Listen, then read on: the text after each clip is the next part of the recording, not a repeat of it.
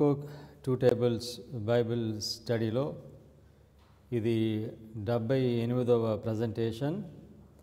అనుదినము 2వ భాగము ఈరోజు మనం నేర్చుకుంటున్నాము. ప్రార్థన చేసుకుని వాక్యాన్ని ప్రారంభించుకుందాం.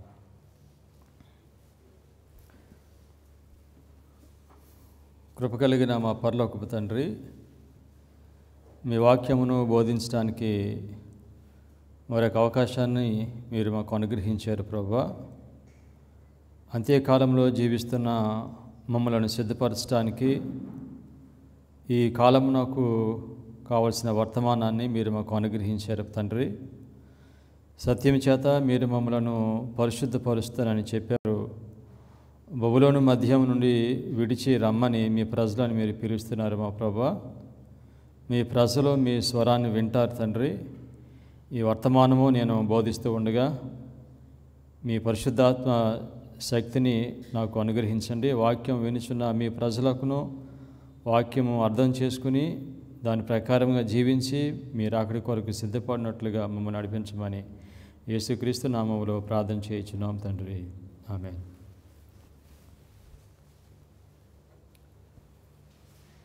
బైబిల్ ప్రవచనంలో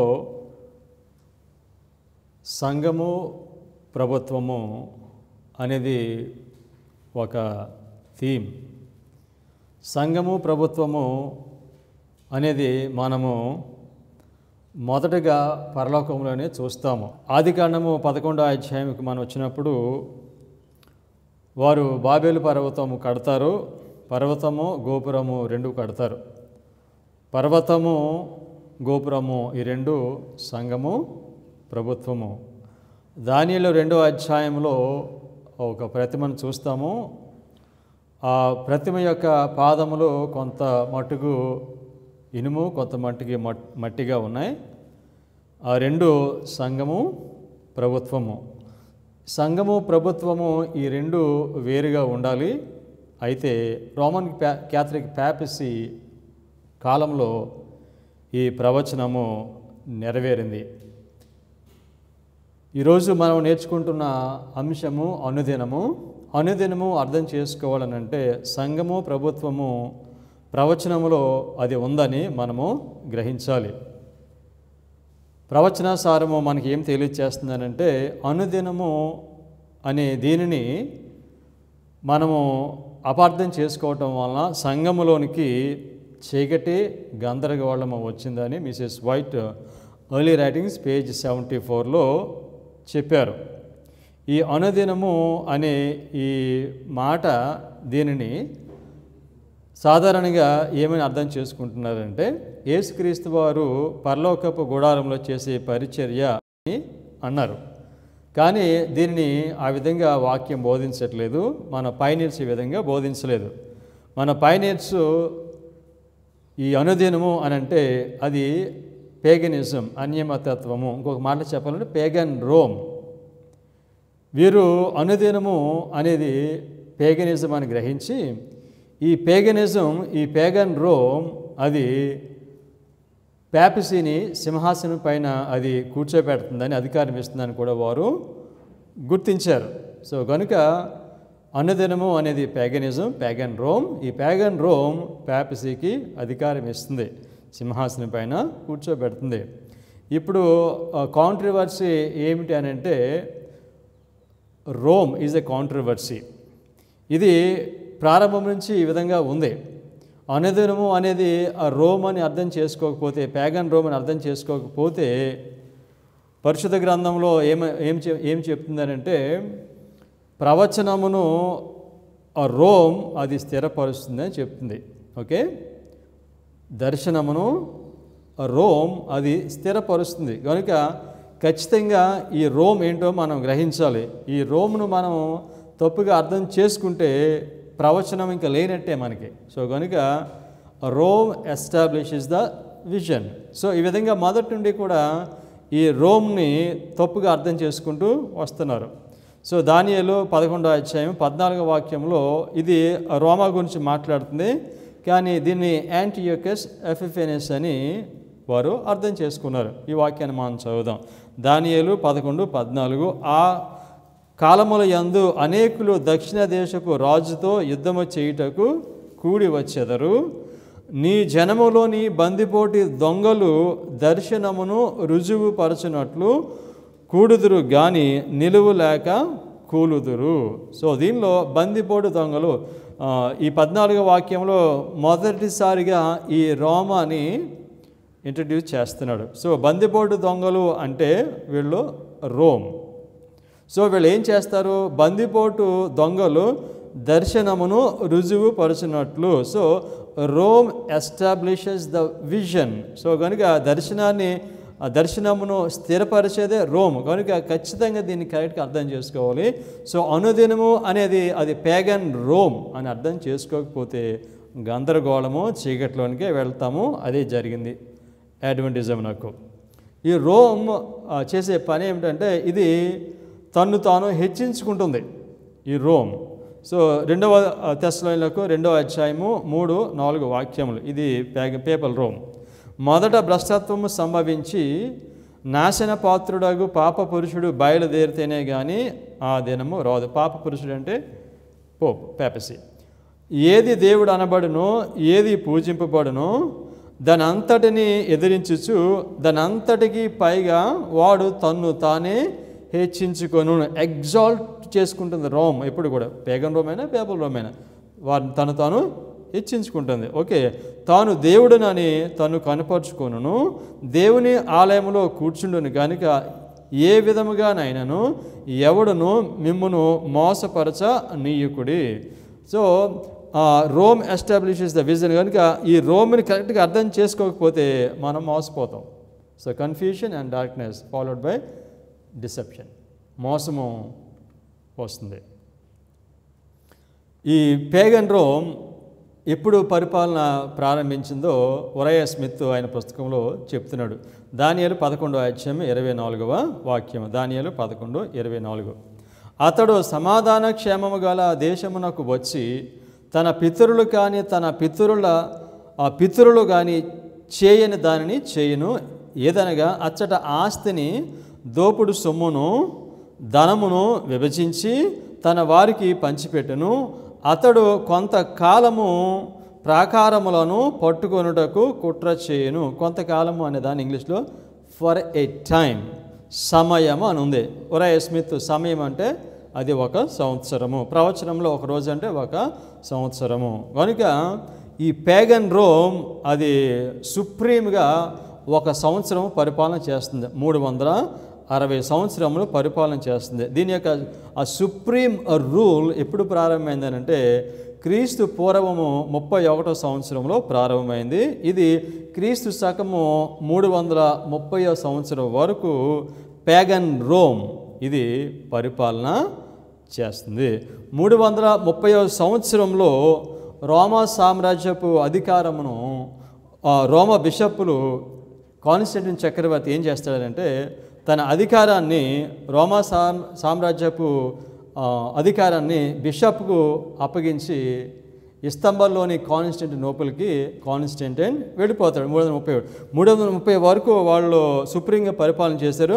330లో వారు ముఖ్య పట్టణాన్ని వారు మార్చుకుంటారు. ఈ విధంగా మార్చుకోవడం ద్వారా వారి యొక్క పతనము ప్రారంభము అవుతుంది. రోమా దేశాన్ని పరిపాలిస్తున్న కాన్స్టంటైన్ చక్రవర్తి 313వ సంవత్సరంలో ఆయన క్రైస్తవుడు అయ్యాడు. ఈయన అన్యుడు క్రైస్తవుడిగా మారాడు. సో కనుక పేగన్ రోమ్ అది పేపల్ రోమ్గా మారిపోద్ది. ఎలాగా? ముందు చక్రవర్తి ఆయన ముఖ్య పట్టణాన్ని మారుస్తాడు కాన్స్టంటినోపుల్కి. తర్వాత 313లో ఆయనే క్రైస్తవత్వాన్ని అంగీకరిస్తాడు. పేగన్ రోమా రాజ్యంలో ఏముందంటే రోమ్లో ఏముందంటే అక్కడ ఒక దేవాలయం ఉంది, సర్వదేవతాలయం, ప్యాంథియోన్ అంటారు. సో ఈ రోమీలు యుద్ధానికి వెళ్ళినప్పుడు ఒక దేశాన్ని గెలిచినప్పుడు ఆ దేశంలో ఉన్న ఆశతో పాటు వారు ఆరాధించే దేవుని కూడా తీసుకుని వచ్చి ఈ ప్యాంథియోన్ అనే టెంపుల్లో వీళ్ళు పెడతారు. ఈ విధంగా ఇది రోమా పట్టణము సర్వదేవత ఆలయంగా మారింది. సో కనుక ఇప్పుడు ఇది పేగనిజంకి ఇది కేంద్రంగా ఉంది. అయితే ఇది పేగనిజం అక్కడ ఉంది. నెమ్మదిగా క్రైస్తత్వము దీనిలోకి రావడం ప్రారంభమవుతుంది. దానిలో మనం చూస్తున్నాం కాన్స్టంటైన్ చక్రవర్తి క్రైస్తవత్వాన్ని అంగీకరిస్తాడు. సో అంటే అనుదినము అంటే పేగన్ రోమ్, పేగనిజం. సో కనుక పేగన్ రోమ్ వెళ్ళిపోయి ఏమొస్తుంది? పేపల్ రోమ్ వస్తుంది. సో 496 సంవత్సరంలో క్లోవిస్ అనే ఈ చక్రవర్తి ఆయన క్రైస్తత్వాన్ని అంగీకరిస్తాడు. ఈయన అన్యుడు, సో అయితే క్రైస్తత్వాన్ని అంగీకరిస్తాడు. 533 సంవత్సరంలో రోమా చివరి చక్రవర్తి జస్టీనియన్ను పోపుని బిషప్గా గుర్తించి ఆయన ప్రధానమైన వాడిగా ఆయన్ని గుర్తిస్తాడు 533 సంవత్సరంలో. 538 సంవత్సరంలో జస్టీనియన్ చక్రవర్తి రోమా సామ్రాజ్యపు పూర్తి అధికారాన్ని పోపుకు అప్పగించి ఆయన చనిపోతాడు. ఈ విధంగా పేగన్ రోము అది పతనం అవుతుంది, పేపల్ రోము అధికారంలోనికి వస్తుంది. సో అనుదినము అని అంటే పేగన్ రోమ్, పేగనిజం వెళ్ళిపోతుంది, పేగన్ రోమ్ వెళ్ళిపోతుంది, అన్య రోమ వెళ్ళిపోతుంది. అది వెళ్ళిపోయిన తర్వాత ఏమొస్తుంది? పేపల్ రోమ్ వస్తుంది. దానియేలు 11వ అధ్యాయము 31వ వాక్యము. దానియేలు 11:31. అతని పక్షమున శూరులు లేచి పరిశుద్ధ స్థలపు కోటను అపవిత్రపరచి అనుదిన బలి నిలిపివేసి నాశనమును కలుగు చేయు హేయమైన వస్తువును నిలువబెట్టెదరు. దేనిని ఆపేస్తారని చెప్పాడు ఇక్కడ? అనుదిన బలి నిలిపివేసి నాశనమును కలుగు చేయు హేయ వస్తువును నిలువబెట్టుదురు. దీనిలో అతని పక్షమున అన్నారు. అతని అంటే పేపసీ. సో అతని పక్షమున శూరులు లేచి, రోమపట్టణము వెస్టర్న్ రోమ్ 10 భాగాలుగా విడిపోయింది. సో దీనిలో వీళ్ళందరూ కూడా అన్యులు, ఒకరి తర్వాత ఒకరు వీళ్ళు క్రైస్తవ మతాన్ని అంగీకరిస్తారు. అందులో మొట్టమొదటి వాడు క్లోవిస్, ఆఖరిగా ఇంగ్లాండ్ అది యాక్సెప్ట్ చేస్తుంది. ఈ విధంగా అన్యమతత్వం పోయి వీళ్ళ క్రైస్తత్వంలోనికి వీళ్ళు వస్తారు. ఈ విధంగా అన్యమతత్వం పోతుంది, పేగనిజము పోతుంది. దీనిలో అన్నాడు అతని పక్షమున శూరులు లేచి పరిశుద్ధ స్థలపు కోటను అపవిత్రపరిచి. పరిశుద్ధ స్థలపు కోట అంటే శాంక్చురీ ఆఫ్ స్ట్రెంగ్త్ అని చెప్పారు. శాంక్చురీ ఆఫ్ స్ట్రెంగ్త్ ఎవరంటే పేగన్ రోమ్. సో పరిశుద్ధ స్థలపు కోటను అపవిత్రపరిచి అనుదిన బలిని నిలిపివేసి ఏం జరుగుతుంది? పేగన్ రోమ్ వెళ్ళిపోతుంది. అనుదిన బలి అనే మాటలేదు, అనుదినమును నిలిపివేసి నాశనమును కలుగు చేయు హేయ వస్తువును, నాశనము కలుగు చేయు హేయ వస్తువు అంటే పేపసీ. సో కనుక పేగన్ రోమ్ ఎవరు నిలబెడుతుంది? పేపసీని నిలబెడుతుంది. నాశనము కలుగు చేయు హేయ వస్తువును నిలవబెట్టును. ఇప్పుడు నిలబెట్టింది 538. వాస్తవంగా అయితే 508తో పేగనిజం వెళ్ళిపోయింది. 508 నుండి 30 సంవత్సరాలు ఈ పేపసీకి సిద్ధపాటు సంవత్సరాలు, 30 సంవత్సరాలు ప్రిపరేషన్ అనమాట. సో కనుక 508లో అన్యమతత్వం అది పూర్తిగా వెళ్ళిపోతే 538వ సంవత్సరంలో ఇది అధికారంలోనికి వస్తుంది. శాంక్చురీ ఆఫ్ స్ట్రెంగ్త్, పరిశుద్ధ స్థలపు కోట. సో ఇప్పుడు నేను చెప్పే దానిలో మనం గుర్తించవలసింది ఏమిటంటే పేపసీని సింహాసనం పైన అధికారం ఇచ్చి కూర్చోబెట్టింది ఎవరు? పేగనిజం. సో ఇప్పుడు మళ్ళా చివరిలో మనకు తెలుసు పేపసీకి చావు దెబ్బ తగులుతుంది. చావు దెబ్బ తగిలిన తర్వాత అది మానిపోతుంది. మానిపోయి మళ్ళీ అది అధికారంలోకి వచ్చి ప్రపంచం అంతటిని కూడా పరిపాలన చేస్తుంది.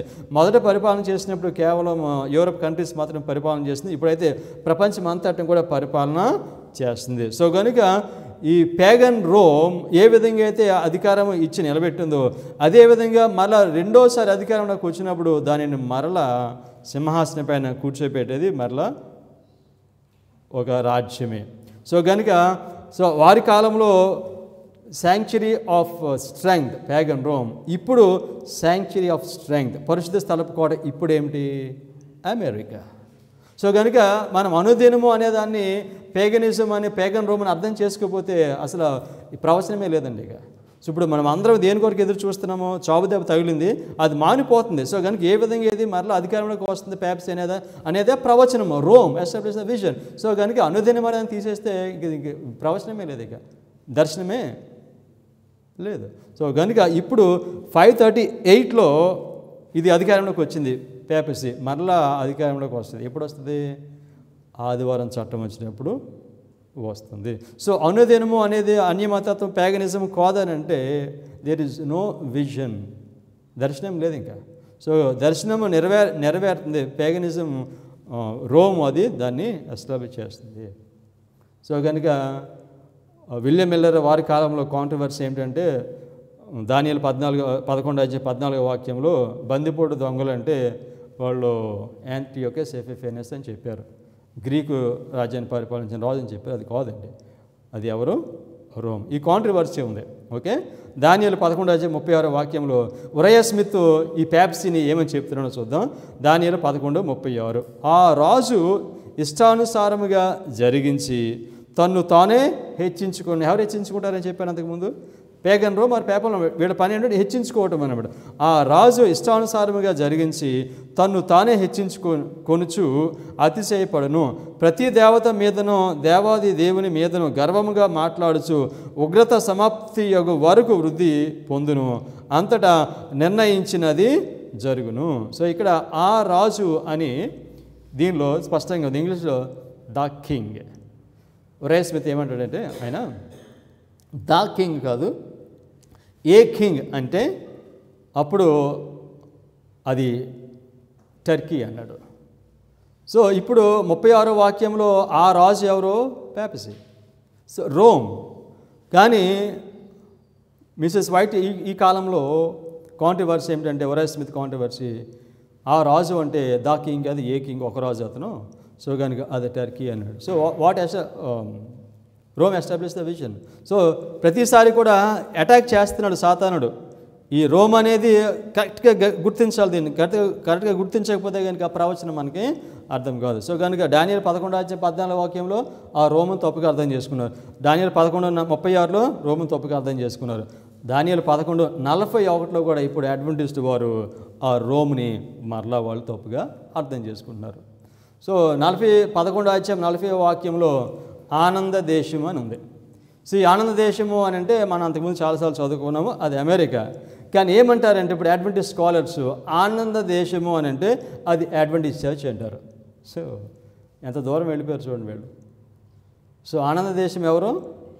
అమెరికా. సో 11:45 వాక్యంలో పరిశుద్ధానందము గల పర్వతము అంటే అది అడ్వెంటిస్ట్ చర్చ్. సో కనుక 41 వాక్యంలో ఉన్న ఆనంద దేశంను వాళ్ళు అమెరికా అని చెప్పకుండా వాళ్ళు ఏమంటున్నారంటే అడ్వెంటిస్ట్ చర్చ్ అని చెప్తున్నారు. అంటే ఏమి జరుగుతుంది ఇప్పుడు? అనుదినము అనేదాన్ని ఏమంటున్నారు? అనుదినము అంటే పేగనిజం అని ఏమతత్వం. అయితే దాన్ని యేసుక్రీస్తు వారితో పోలుస్తున్నారు. అంటే ఒక సేటనిక్ సింబల్ని తీసుకుని అది యేసుక్రీస్తు వారు అంటున్నారు. అదేవిధంగా అమెరికా ఇప్పుడు ఎలా మాట్లాడుతుంది? ఘటసర్పం వల్ల మాట్లాడుతుంది.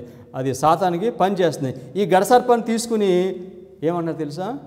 గాడ్స్ టెంపుల్ అంటున్నారు, అడ్వెంటిస్ట్ చర్చ్ అంటున్నారు. సో ఈ విధంగా చెప్పటం వలన ప్రమాదం ఏంటంటే అమెరికా పాపసీని సింహాసనమైన కూర్చోబెడుతుంది. సో ఇప్పుడు 41 వాక్యంలో ఆనందగల దేశము అది అడ్వెంటిస్ట్ చర్చ్ అంటే అడ్వెంటిస్ట్ చర్చ్ పాపసీకి అధికారం ఇస్తుందని అర్థం. అడ్వెంటిస్ట్ చర్చ్ పాపసీని సింహాసనమైన కూర్చోబెడుతుందని నమ్మాలి మనం ఈ విధంగా అయితే. సో కనుక నేనేం చెప్తున్నానంటే, సో కాంట్రవర్సీ ఏమిటనంటే వాట్ ఎస్టాబ్లిష్ ద విజన్, దర్శనం రుజువు పరిస్థితి ఏమిటంటే రోమ్. కనుక ఈ బైబిల్లో దీన్ని కరెక్ట్గా అర్థం చేసుకోవాలి. అర్థం చేసుకోకపోతే కానీ కన్ఫ్యూషన్ అదే జరిగింది. ఓకే, దానియేలు 8:11 వాక్యం. ఆ సైన్యం యొక్క అధిపతికి విరోధముగా తన్ను హెచ్చించుకొని అనుదిన బలి అర్పణమును నిలిపివేసి ఆయన ఆలయమును పడద్రోయను. సో ఇక్కడ అనుదిన బలి అర్పణమును నిలిపివేసి ఆయన ఆలయమును పడద్రోయను. సో ఆలయమును పడద్రోసేది ఎవరు అని అంటే పేగన్ రోమ్. ఎలా పడేస్తుంది? పేగనిజంను పేగన్ రోమ్ తను హెచ్చించుకుంటుంది. తను హెచ్చించుకోవటం వలన వారి మీదకి దండయాత్రలు చేస్తారు. సో ఆ విధంగా తను హెచ్చించుకోవటం మనకు బైబిల్లో తెలుసు. మనకి హెచ్చించుకునేవాడు తగ్గించబడతాడు. ఎవరైతే హెచ్చించుకుంటారో వారి పతనము అవుతారు. రోమ్ అది లెగుస్తుంది, పడుతుంది. కారణం ఏంటంటే తాను హెచ్చించుకుంటుంది. సో కనుక అనుదినమును నిలిపివేసేది ఎవరో? Pagan Rome. అన్యమతత్వం నిలిపివేస్తుంది, ఎందుకంటే అది తాను హెచ్చించుకుంటుంది. సో అనుదినము అనే ఈ మాట, సో డైలీ అనే మాట నేను అనుకుంటున్నాను 105 సార్లు 104 సార్లు ఉంది బైబిల్లో. సో దీనిలో 99 సార్లు అనుదినము అనేదాన్ని యాడ్జెక్టివ్గా ఉపయోగించారు. కానీ దానియేలు మాత్రము దానియేలు గ్రంథంలో దీన్ని నౌన్గా ఉపయోగించాడు. యాడ్జెక్టివ్ అంటే అది నౌన్ని వివరిస్తుంది, దాని యొక్క క్వాలిటీని చెప్తుంది. సో దానియేలు ఆయన దీన్ని నౌన్గా దీన్ని ఉపయోగించాడు. సో దీనిలో ఆలయమును పడద్రోయబడుతుందనే మాట మనం ఇక్కడ చదివినప్పుడు 8వ అధ్యాయం 11వ వాక్యంలో ఆలయమును పడద్రోయిన అనే మాట చెప్పాడు. సో ఆలయం అనే మాటకి దానియేలు 2 మాటలు ఉపయోగించాడు. 8వ అధ్యాయము 11వ వాక్యంలో ఆలయం అని చెప్పినప్పుడు ఒక హిబ్రూ మాట ఉపయోగించాడు. అదేవిధంగా 13, 14లో ఆలయం అనే మాట ఉపయోగించినప్పుడు వేరే మాట ఉపయోగించాడు. ఒకసారి ఆలోచించేయండి. 11వ వాక్యం నుండి 13వ వాక్యం లేక 14వ వాక్యం చదవడానికి ఎన్ని నిమిషాలు పడుతుంది? 1 నిమిషంలో చదవచ్చు దీన్ని. అంటే 11వ వాక్యం రాసినప్పుడు ఆలయం అనే మాట రాసినప్పుడు దానికి ఒక హిబ్రూ మాట ఉపయోగించాడు. 13, 14లో ఆలయం అనే మాట ఉపయోగించినప్పుడు దానికి ఇంకొక మాట ఉపయోగించాడు. 11లో ఆలయం అనే మాటకి ఉపయోగించిన మాట కోడేష్. అయితే 13, 14లో ఉపయోగించిన మాటకి మిగ్దాష్ అనే మాట ఉపయోగించాడు. సో కనుక ఆ కోదేష్ అని అంటే దేవుని ఆలయము, మిగ్దాష్ అని అంటే అన్యుల ఆలయము. సో కనుక 11వ అధ్యాయంలో ఉపయోగించిన మాట మిగ్దాష్ అంటే అన్య దేవతాలయము, కోదేశ్ అంటే అది దేవుని యొక్క ఆలయము. సో కనుక 8వ అధ్యాయం 11వ వాక్యంలో దేవాలయమునకు 13, 14 వాక్యంలో ఉన్న దేవాలయమునకు ఉపయోగించిన మాట 2 వేరు మాటలు. అంటే 11వ వాక్యంలో ఆలయము అని అంటే అది ప్యాంథియాన్ టెంపుల్. సో దానిలో అన్ని దేవతలు దానిలో ఉన్నాయి, అది పడిపోతుంది అని దాని గురించి చెప్తున్నాడు. కానీ 13, 14 వాక్యంలో దేవుని యొక్క మందిరం గురించి మాట్లాడుతున్నాడు. సో ఇక్కడ నిలిపివేయట అనే మాట ఉపయోగించినప్పుడు 8వ అధ్యాయం 11వ వాక్యంలో నిలిపివేయట అనే మాటకి ఒక హీబ్రూ వర్డ్ ఉపయోగించాడు. అయితే 11వ అధ్యాయం 31, 12వ అధ్యాయం దానియేలు 12వ అధ్యాయం 11వ వాక్యం ఈ రెండిట్లో ఉపయోగించిన మాట వేరు. నిలిపివేయట అనే హీబ్రూ పదము 8, 11లో ఒక మాట ఉపయోగించాడు. కానీ 11:31లోను 12:11లోను ఇంకొక మాట ఉపయోగించాడు. సో కనుక దానియేలు 8:11లో నిలిపివేయటం టేక్ అవే అనే మాటకి ఉపయోగించిన పదం ఏమిటంటే రమ్, మన స్పెల్లింగ్ చెప్పాలంటే RUM, రమ్. సో 11:31లోను 12:11లో ఉపయోగించిన మాటకి సర్, SUR, సర్. సో రమ్ అంటే అర్థం ఏమిటంటే ఎగ్జాల్ట్, హెచ్చించుకోవటము, తను తాను హెచ్చించుకోవటము. కానీ 11వ అధ్యాయం 31వ వాక్యము 12వ అధ్యాయం 11వ వాక్యంలో ఉపయోగించిన మాట సర్ అంటే టేక్ అవే. సో కనుక 8:11లో అన్య రమ తను తాను హెచ్చించుకుంటుంది. కానీ అనుదినము అంటే నిలిపివేయటం అంటే హెచ్చించుకోవటము. కానీ 11:31లో అది టేక్ అవే అంటే అన్యమతత్వము, తీసివేయటము అని దాని యొక్క అర్థము. దానియేలు 11:31 మరొకసారి చదువుదాం. దానియేలు 11:31 అతని పక్షమున శూరులు లేచి పరిశుద్ధ స్థలపు కోటను అపవిత్రపరిచి అనుదిన బలి నిలిపివేసి, బలి లేదు, అనుదినమును నిలిపివేసి నాశనమును కలుగు చేయు హేయమైన వస్తువును నిలువ బెట్టుదురు. అనుదినమును నిలిపివేసి, అనుదినమును ఆపేయటం, తీసేయటం అనమాట. హెచ్చించుకోవటం కాదు. కానీ 8:11లో హెచ్చించుకోవటము, కానీ 11:31లో అది తీసివేయటం, టేక్ అవే. సో అన్యమతత్వాన్ని తీసేయటం అనమాట. సో కనుక అన్యమతత్వాన్ని ఎప్పుడు తీసేశారు? 508వ సంవత్సరము. 508 నుండి 30 సంవత్సరంలో అది preparation time. So pagan Rome or papal Rome, ముఖ్యంగా పేపల్ రోమ్ అది ఎవరి మెథడ్ని ఫాలో అవుతుందంటే యేసుక్రీస్తు వారి మెథడ్ని ఫాలో అవుతుంది. యేసుక్రీస్తు వారు ఆయన పరిచర్య ప్రారంభించడానికి ఎంతకాలం తీసుకున్న సమయమైనా 30 years. ఆయన పరిచర్య ప్రారంభించి ఎంతకాలం పరిచర్య చేశారు? ఆయన 3.5 సంవత్సరాలు. ఈ ప్యాప్స్ ఎంతకాలం పరిపాలన చేస్తుంది? 3.5 సంవత్సరాలు. యేసుక్రీస్తు చనిపోయి మళ్ళీ ఆయన లెగుస్తారు. అదేవిధంగా చావు దెబ్బ తగిలి ప్యాప్స్ మళ్ళీ అది లెగుస్తుంది. సో అనుదినము అంటే పేగన్ రోమ్, పేగనిజం అది పోతుంది. అది పోయిన తర్వాత ఏమొస్తుంది? పేపలిజం అది వస్తుంది. సో ఇది చాలా క్లియర్గా ఉంటుంది. అనుదినము నిలిపివేసి 508లో నాశనము కలుగు చేయు హేయమైన వస్తువును నిలువ బెట్టుదురు. నాశనము కలుగు చేయు హేయ వస్తువు ఎవరు? పేపసీ. ఎంత క్లియర్గా ఉంది దీనిలో. సో ప్రాబ్లం ఎక్కడ వస్తుందనంటే, దీన్ని బోధించినప్పుడు లీడర్స్ చెప్పాలి, లేకపోతే బిబ్లికల్ రీసెర్చ్ ఇన్స్టిట్యూట్ చెప్పాలి. అలాగే ఎవరైనా పెద్దవాళ్ళు చెప్తే మేము నమ్ముతాం. సో వాక్యం ఏం చెప్తుంది, ప్రవచనసారం ఏం చెప్తుంది అనేది ప్రక్కన పెట్టారు మనుషులు ఇప్పుడు. సో మాకు నాయకులు చెప్తే నమ్ముతాం. అందుచేత దీన్ని అర్థం చేసుకోలేకపోతున్నారు. సో దానియేలు 12:11 వాక్యం కూడా చదువు. దానియేలు 12:11 అనుదిన బలి నిలుపు చేయబడిన కాలము మొదలుకొని నాశనము కలుగు చేయు హేయమైన దాన్ని నిలబెట్టు వరకు 1290 దినములగును. 1290 ఇయర్స్ 1335 ఇయర్స్. ఇది దేనికి సంబంధించింది? అనుదినమునకు సంబంధించింది. సో కనుక అనుదినము నిలిపివేయటం ఎప్పుడు ప్రారంభమైంది? నిలిపేయటం 508. సో అక్కడ నుండి మనకి 2 ప్రవచనాలు ప్రారంభము అవుతాయి. సో అనుదినము డైలీ సింపుల్ పేగన్ రోమ్, పేగనిజం అది నిలిపివేయబడుతుంది, అది తీసివేయబడుతుంది. అది వెళ్ళిపోయిన తరువాత అప్పుడు పేపలిజం వస్తుంది. అంతకుముందు అది జరిగింది, మరలా ఇప్పుడు అది జరుగుతుంది. అంతకుముందు పేగన్ రోము అధికారం ఇచ్చింది, ఇప్పుడు అమెరికా అధికారము ఇస్తుంది. దీన్ని చదువుతున్నాడు విలియం మిల్లరు. ఈ పేగనిజం అనుదినము అనే దాని గురించి చదువుతూ ఉన్నాడు. బైబిల్ అంతా చదువుతున్నాడు. కాన్ఫిడెన్స్ తీసుకుని అంతా తిరిగేస్తున్నాడు. అటు ఇటు ఆయనకి దొరకట్లా. సో ఆఖరికి ఆయన చదువుకుంటూ వస్తే ఆయన 2వ తెస్సలోనికైలకు 2వ అధ్యాయము దగ్గరికి వచ్చి చదివినప్పుడు అది చాలా క్లియర్గా ఆయనకి అర్థమైంది. అనుదినము అంటే అది పేగనిజం, పేగన్ రోమ్ అని అర్థమైంది. సో అది చదువుదాం మనం. 2వ తెస్సలోనికైలకు 2వ అధ్యాయము 3-8 వరకు. మొదట భ్రష్టత్వం సంభవించి నాశన పాత్రుడగు పాప పురుషుడు బయలుదేరితేనే కానీ ఆ దినము రాదు. యేసుక్రీస్తు వారు రావాలంటే ముందు ఎవరు రావాలి? దానికి ముందు పాప పురుషుడు రావాలి, పాపసి రావాలి. దానికోసం మనం అందరూ ఎదురు చూస్తున్నాం. ఓకే, రాదు. ఏది దేవుడు అనబడనో, ఏది పూజింపబడనో దాని అంతటిని ఎదిరించుచు దాని అంతటికి పైగా వాడు తను తానే హెచ్చించుకొనును, తను దేవుడినని తను కనపరుచుకొనును, దేవుని ఆలయంలో కూర్చుండును. గనుక ఏ విధముగానైనాను ఎవడునో మిమ్మల్ని మోసపరచ నీయకుడే. సో కనుక ఆలయంలో కూర్చొని స్పిరిచువల్ టెంపుల్లో కూర్చుంటాడు, లోకాన్ని పరిపాలన చేస్తాడు. సో కనుక ఈయన వచ్చినప్పుడు మీరు ఎవరో మోసపోకుండా ఉండాలంటే ఈ ప్యాప్సీ ఎవరో మీరు గుర్తించాలని చెప్పాడు. తర్వాత నేను ఇంకనూ మీ వద్ద ఉన్నప్పుడు ఈ సంగతులని మీకు చెప్పేతని మీకు జ్ఞాపకము లేదా? కాగా వాడు తన సొంత కాలమందు బయలుపరచబడవలనని వానిని అడ్డగించినది ఏదో అది మీరెరుగుదురు. సో కనుక ఇప్పుడు ప్యాప్సీ అధికారంలోకి రావడానికి అతను ఏమి అడ్డగిస్తుందో మీకు తెలుసు అని పౌలు కాలం ఆయనకు తెలుసు ఆయనకి.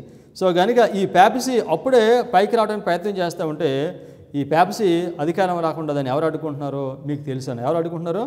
పేగన్ రోమ్ అది అడ్డుకుంటుంది. సో కనుక పేగన్ రోమ్ పడిపోతే ఎవరు వస్తారు? వెంటనే పాప పురుషుడు వస్తాడు. అందుకని మీకు తెలిసి ఎవరు అడ్డుకిస్తున్నారు ఇతన్ని. ఓకే, తర్వాత 7వ వాక్యం. ధర్మ విరోధ సంబంధమైన మర్మము ఇప్పటికే క్రియ చేయుచున్నది కానీ ఇది వరకు అడ్డగించుచున్నవాడు మధ్య నుండి తీసివేయబడ వరకే అడ్డగించును, అప్పుడు ధర్మ విరోధి బయలుపరచబడును. అడ్డగించుచున్నవాడు మధ్య నుండి తీసివేయబడు వరకే. సో కనుక పేగనిజము అధికారం రాకుండా అడ్డుకునేది పేగనిజం, పేపలిజం రాకుండా. సో కనుక ఎప్పుడైతే ఈ పేగనిజం వెళ్ళిపోతుందో, పేగనిజం వెళ్ళిపోతుందో వెంటనే ఎవరు వస్తారో? ధర్మ విరోధి బయలుపరచబడతాడు. ఇది చదివినప్పుడు వెంటనే విలియం మిల్లర్కి చాలా క్లారిటీ వచ్చింది. దిస్ ఈజ్ ద పేగనిజం అని ఆయన అర్థం చేసుకున్నారు. సో దీన్ని మిసెస్ వైట్ కూడా దీన్ని ఎండోర్స్ చేస్తారు. సో కనుక మన పైనీర్స్లో ఎంతమంది కొంతమంది పేర్లు చెప్తాను, ఎంతమంది అనుదినం అంటే పేగనిజం అని నమ్మి బోధించారో ఆ పేర్లు నీకు స్క్రీన్ కనిపిస్తున్నాయా? ద డైలీ పేగనిజం అనేది William Miller, Uriah Smith, Stephen Haskell, Josiah Litch, OA Johnson, JG. Matteson, Sylvester Bliss, James White, Ellen White, Joseph Bates, JN Andrews, FC Gilbert, Hiram Edson, JN Loughborough, వీళ్ళందరూ pioneers. పేగనిజం అనుదినం అంటే పేగనిజం, pagan Rome అనే వాళ్ళు ఖచ్చితంగా వాళ్ళు identify చేశారు. ఇప్పుడు modern థియోలజియన్స్ అనుదినము అని అంటే ఇది యేసుక్రీస్తు వారు పరలోక శాంక్చురీ గుడారంలో చేసే పరిచర్య అని చెప్తుంది. అంటే సేటనిక్ సింబల్ని తీసుకుని అది దేనికి పెడుతున్నారు? వాళ్ళు యేసుక్రీస్తుకి అన్వయిస్తున్నారు. 1141లో అది అమెరికా అయితే దాన్ని అడ్వెంటిస్ట్ చర్చ్ అని వీళ్ళు అంటున్నారు. సో అనుదినం అంటే సింపుల్. అన్య రోమ రాజ్యము పరిపాలన చేస్తుంది. ఎంతకాలము? 1260 సంవత్సరాలు. ప్యాగనిజం 1260 సంవత్సరాలు పరిపాలన చేస్తుంది. తర్వాత పేపలిజం 1260 సంవత్సరాలు పరిపాలన చేస్తుంది. ఈ రెండు కలిపితే ఎంత వస్తుంది? 20. సో రెండు నాశనకరమైన ఏ వస్తువులు, ప్యాగనిజం, పేపలిజం. సో కనుక ఇప్పుడు దర్శనమును ఎవరు రుజువుపరుస్తారు, ఎవరు ఎస్టాబ్లిష్ చేస్తారు? America? No, Rome. Papacy establish the vision. So ఇప్పుడు ఈ విధంగా ప్యాగనిజం వెళ్ళిపోయిన తర్వాత పేపలిజం వస్తుంది. సో దీని గురించి జకర్యాలో కూడా ఉంది. జకర్యా 5వ అధ్యాయము 5 నుంచి 11 వరకు మనం చదువుదాం. జకర్యా 5వ అధ్యాయము 5 నుండి 11 వరకు. ఓకే. అప్పుడు నాతో మాట్లాడుచున్న దూత బయలు వెళ్ళి, నీవు నిదానించి చూచి యువతలకు వచ్చిన దేమిటో కనిపెట్టమని నాతో చెప్పగా, ఇదేమిటి అని నేను అడిగి తిని. అందుకు అతడు, ఇది కొల, ఇది బయలు వెళ్ళు తూము అనిను. మరియు లోకమంతటను జనులు ఇలాగున కనబడుదురని చెప్పాను. సో నువ్వు చూస్తున్నది ఏమిటంటే దానికి ఏం చెప్పాడంటే తూము అని చెప్పాడు. ఇది బయలు వెళ్ళు తూము. తూము అంటే ఏంటంటే బుట్ట, బాస్కెట్. సో నువ్వేం చూస్తున్నావు? నువ్వు తూముని చూస్తున్నావు. ఈ తూము లోకమంతా కనపడదని చెప్పాడు. ఈ బాస్కెట్, ఈ పెట్టె లోకమంతా కనపడుద్ది. ఈ పెట్టెలో ఈ బాస్కెట్లో ఒకరు ఉన్నారండి. ఒక స్త్రీ కూర్చుంది. తర్వాత వాక్యం 7వ వాక్యం. అప్పుడు సీసపు బిళ్ళను తీయగా కొల తూములో కూర్చున్న ఒక స్త్రీ కనబడను. ఆ బాస్కెట్లో ఆ తూములో ఒక స్త్రీ కూర్చుంది. అప్పుడు ఆ స్త్రీ ఎవరు? స్త్రీ అంటే ఎవరు? చర్చ్. ఓకే. అప్పుడు అతడు, ఇది దోషమూర్తి అని నాతో చెప్పి తూములో దాన్ని పడవేసి సీసపు బిళ్ళను తూము మీద నుంచెను. ఏమని చెప్పాడు దీనిలోను? దోషమూర్తి. దోషమూర్తి అంటే ఎవరు తెలుసు ఇక్కడ? పేపసీ. అప్పుడు అతడు, ఇది దోషమూర్తి అని నాతో చెప్పి తూములో దాన్ని పడవేసి సీసపు బిళ్ళను తూము మీద నుంచెను. సో అధికారంలోకి వచ్చిన తర్వాత ఏమైంది? ఈ బుట్టలో ఉన్న ఈ స్త్రీని ఏం చేశారంట? పడేశారంట. ఏమైంది? 1798లో అధికారాన్ని కోల్పోయింది. 9వ వాక్యం. నేను మరలా తేరి చూడగా 2 స్త్రీలు బయలుదేరి శంకుబుడి కొంగ రెక్కల వంటి రెక్కలు వారికి ఉండెను. గాలి వారి రెక్కలను ఆడించుచుండెను. వారు వచ్చి తూమును భూమి ఆకాశముల మధ్యకు ఎత్తి దాని మోసిరి. ఇది పడిపోయింది. పడిపోయిన తర్వాత మళ్ళీ 2 స్త్రీలు వచ్చి అమెరికన్ యూఎన్ పైన పెడతారు. ఓకే. 2 వచ్చి ఏం చేశారంటే ఈ తూమును భూమి ఆకాశముల మధ్య ఎత్తి దాన్ని మోసిరి. ఏం చేశారు? వీళ్ళు లోకమంతరికి చూపించారు. మళ్ళీ అధికారంలోనికి ఈ పేపసీ వస్తుంది. ఎప్పుడు వస్తుంది ఇది? ఆదివారం చట్టం అమెరికా దేశంలో వచ్చినప్పుడు మళ్ళా దీని లోకమంతా కూడా చూస్తారు. సో కనుక మరలా మొదటిసారి ఇది అధికారంలోకి వచ్చినప్పుడు దీనిని లోకమునకు చూపించింది ప్యాగన్ రోమ్. మరలా ఇది అధికారంలోకి వచ్చినప్పుడు దీని లోకానికి చూపించేది అమెరికా అండ్ యుఎన్. ఓకే. 10వ వాక్యం. వీరు ఈ తూమును ఎక్కడికి తీసుకొని పోవుదరని నాతో మాట్లాడుచున్న దూతను నేను అడుగగా, ఎక్కడ తీసుకెళ్ళాలి దీన్ని నేను అడిగితే ఏమన్నాడు చూడండి, షీనారు దేశమందు దాని కొన సాలను కొట్టుటకు వారు పోవచ్చున్నారు. షీనార్ అంటే ఎవరు? బబులోను. సో పేపసీకి పేరేమిటి? బబులోన్, స్పిరిచువల్ బబులోన్. ఓకే. షీనారు దేశమందు దానికి ఒక సాలను కొట్టుటకు వారు పోవుచున్నారు. అది స్థిరమైనప్పుడు అక్కడ దానిని పీఠము మీద పెట్టి ఉంచుదురని అతడు నాకు ఉత్తరం ఇచ్చాను. సో కనుక ఇప్పుడు పేపసీ మన అధికారంలోకి రాబోతుంది అని దీనిలో చెప్పాడు. సో కనుక ప్రవచనాన్ని, ఈ దర్శనాన్ని రుజువుపరిచేది వేగన్, పేపల్, రోమ్. ఓకే. మరలా యెహెజ్కేలు 29వ అధ్యాయము 19-20 వాక్యంలో ఇదే స్టోరీ. సో ప్యాగనిజం వెళ్ళిపోయిన తర్వాత పేపలిజం వస్తుందని బైబిల్ అంతా మనం చూడవచ్చు. ఓకే, యెహెజ్కేలు 29:19-20. కాబట్టి ప్రభువైన యెహోవా సెలవిచ్చినది ఏమనగా, ఐగుప్తు దేశమును బబులోను రాజైన నెబుకద్నెజరునకు నేను అప్పగించుచున్నాను అని చెప్పాడు. సో ఐగుప్తు దేశం, ఐగుప్తు దేనికి సూచనగా ఉంది? లోకమంతటికి సూచనగా ఉంది. ఈ ఐగుప్తుని ఎవరికి ఇచ్చాడని చెప్తున్నాడు? నెబుకద్నెజరుకి, బబులోనికి ఇచ్చాడు. బబులోను ఎవరు? పేపసీ. ఓకే, సో ఐగుప్తు దేశమును బబులోను రాజు అయిన నెబుకద్నెజరునకు నేను అప్పగించుచున్నాను. అతడు దాని ఆస్తిని పట్టుకొని దాని సొమ్మును దోచుకొని కొల్లపెట్టును. అది అతని సైన్యమునకు జీతమగును. ఎవరో జీతం? ఎవరు దానికి జీతం అయ్యేది? ఎవరో? ప్రపంచమంతా జీతమే దానికి. ఎవరికి? పేపసీకి. ఓకే, జీతమగును.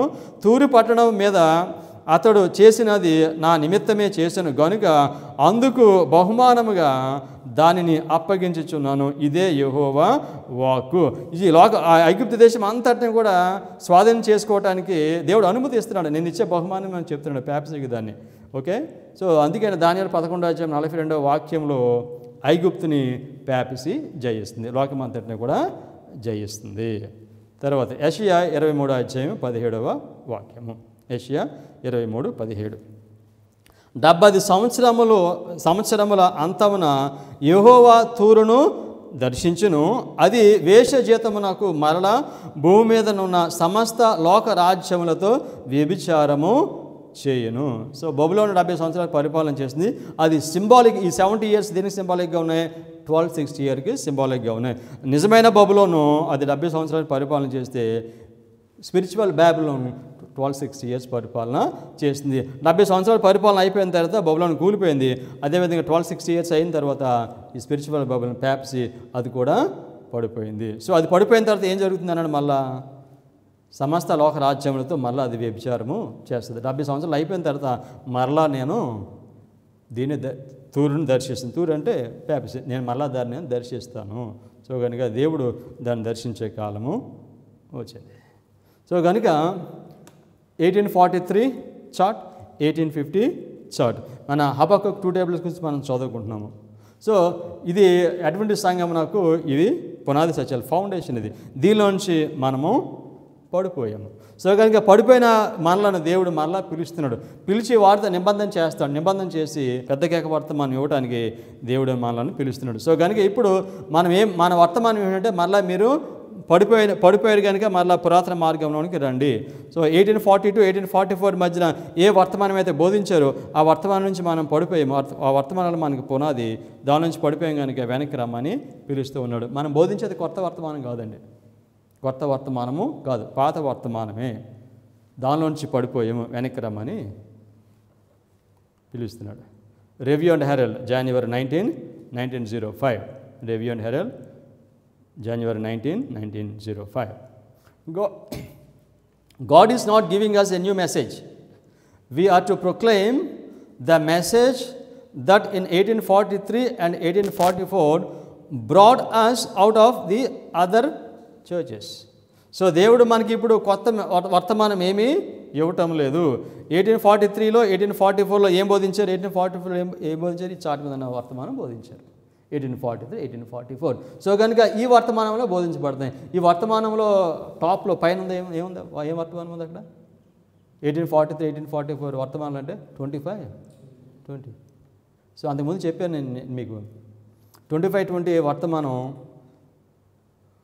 అది అర్థం చేసుకుంటే దాని తర్వాత వచ్చే వర్తమానము చాలా గ్లోరియస్గా ఉంటుందండి. సో 25 వర్తమానం మింగుడు పట్టలేదు, మనకి గొంతులు అడ్డుపడిపోయింది. అది మింగితే అప్పుడు తర్వాత వర్తమానము వస్తుంది. సో కనుక 1843, 1844లో ఉన్న వర్తమానం బోధించాలి, కొత్త వర్తమానం ఇవ్వట్లేదు. సో కనుక ఈ వర్తమానం ఏం చేస్తుందని చెప్పారు ఈ స్టేట్మెంట్లో? Brought us out of the other churches, వేరే సంఘాల నుంచి బయటికి తెస్తుంది. సో కనుక ఈ వర్తమానం ఏం చేస్తుంది? ఇప్పుడు మనల్ని అడ్వెంటిజంలో నుండి నిజమైన ప్రజలను ఇది ఎన్నుకోండి బయటికి తెస్తుంది మనల్ని. 1843 chart, old parts, Habakkuk 2 tables, Adventist చర్చిలో ఉన్న నిజమైన ప్రజలను అది గుర్తిస్తుంది. బుద్ధి కలిగిన కన్యకులోనని గుర్తిస్తుంది. సో కనుక దేవుని ప్రజలను గుర్తించే వర్తమానము బోధించబడుతుంది. ఓకే, ఇంకొక statement, manuscript religious, volume 21, page 437.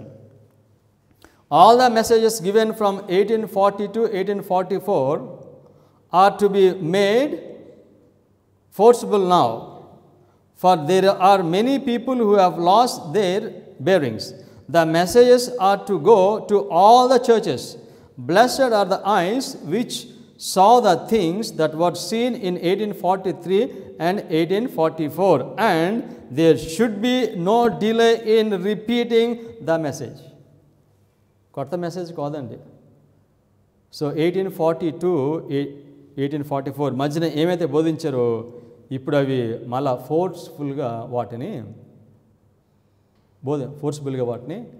బోధించాలి.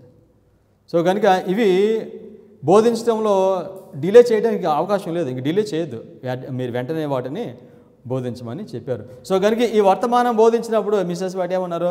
Blessed are the eyes which saw the things that were seen in 1843 and 1844. ధన్యులండి. 1843లో 1844లో ఉన్న ఈ వర్తమానము మరలా బోధించబడినప్పుడు ఎవరైతే ఈ వర్తమానంను చూస్తారో వారు ధన్యులు. సో వీటిని చూడలేకపోతే ధన్యులు అనే మాటకి ఆపోజిట్ వాడు వెతుక్కోవాలి మనం. సో కనుక పిలుస్తున్నాడు దేవుడు ఈ వర్తమానం. సో ఇది ఆర్డినరీ వర్తమానం కాదు. సో అయితే ప్రాబ్లం ఎక్కడ వచ్చిందంటే ఈ వర్తమానం నుండి మనం పడిపోయాము. సో మనం పడిపోయామన్న విషయం కూడా అడ్వెంటిస్ట్ సంఘం గుర్తించలేదు, తెలియదు వాళ్ళకి. సో కనుక ఈ వర్తమానం బోధించినప్పుడు ఇది ఎప్పుడో పాత వర్తమానం ఎక్కడో ఉంది, ఇది అవసరం లేదు అని అనుకుంటున్నారు ఇది. సో కానీ మిస్సెస్ వైట్ చాలా స్పష్టంగా చెప్తున్నారు, దేవుడు మనకి క్రొత్త వర్తమానము ఇవ్వలేదు. సో 1840 నుంచి 1844 మధ్య ఏ వర్తమానం ఇచ్చాడో అదే వర్తమానము ఇస్తున్నాడు. ఈ వర్తమానమును బోధించాలి, డిలే చేయొద్దు. ఎవరైతే వర్తమానం వింటారో వారు ధన్యులు. సో ఇది రక్షించే వర్తమానం, దేవుని ప్రజలను గుర్తించే వర్తమానము. సో అనుదినము అనేది అది ఆల్ఫా అపోస్టసీ, మొదట భ్రష్టత్వం కాలంలో ఇది వచ్చింది. ఇప్పుడు మనం ఎక్కడ ఉన్నామంటే ఒమేగా అపోస్టసీ, చివరి భ్రష్టత్వంలో మనం ఉన్నాము. ఈ చివరి భ్రష్టత్వంలో ఇప్పుడు వచ్చే అపోస్టసీ ఏమిటంటే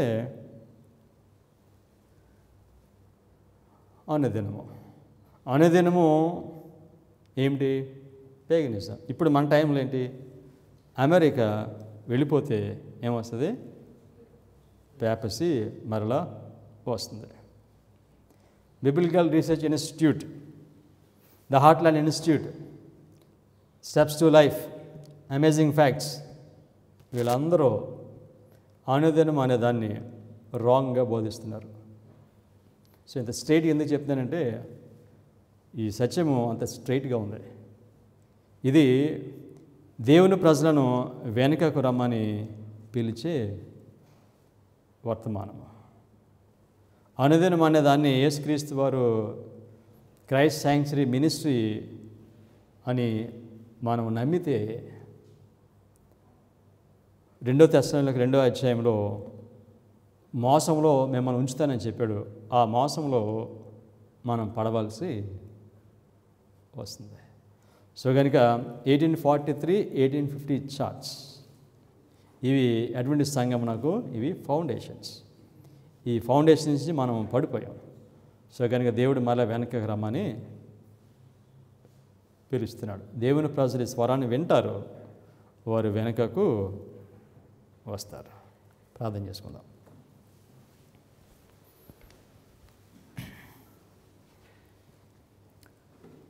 కృప కలిగిన పరలోకపు తండ్రి, సత్యమును ఉన్నట్టుగా బోధించడానికి మీరు ఆ శక్తిని మీరు మాకు అనుగ్రహించారు మా ప్రభా. పిరికితనాన్ని మీరు తీసివేసి మా ప్రభా కేవలము మీ మహిమ కొరకు మీ ప్రజల యొక్క రక్షణార్థమై ఈ సత్యములు ప్రకటించబడుతున్నాయి తండ్రి. ఈ వర్తమానము మీ ప్రజలను గుర్తిస్తుంది ప్రభా, పరిశుద్ధాత్మ ద్వారా వచ్చే వర్తమానం తండ్రి ఇది. కనుక కృపకాలం ముగించబడక మునుపు ఈ వర్తమానమును ఎవరైతే అంగీకరిస్తారో వారు సిద్ధపడతారు ప్రభా. కనుక మీ ప్రజలు ఎక్కడైతే ఉన్నారో వారందరి దగ్గరికి వర్తమానం మీరు పంపిస్తూ ఉన్నందుకు మీకు ధన్యవాదాలు. ఈ వర్తమానం అంగీకరించిన ప్రజలకు మా ప్రభా మీరు పరిశుద్ధాత్మను అనుగ్రహించి తండ్రి మీ రాకడ కొరకు మేము సిద్ధపడినట్లు మమ్మల్ని నడిపించండి. ప్రేమ కలిగిన మా ప్రభు, ఎంతవరకు అబాకు 2 టేబుల్స్ కేవలం మీ యొక్క మహిమ కొరకు నడిపించుకున్నారు మా తండ్రి. ఇంకా కొద్ది ప్రజెంటేషన్స్ ఉన్నాయి, వాటిని కూడా మేము పూర్తి చేయడానికి మీ కృపను అనుగ్రహించమని యేసుక్రీస్తు నామములో ప్రార్థన చేయించున్నాం తండ్రి. ఆమేన్.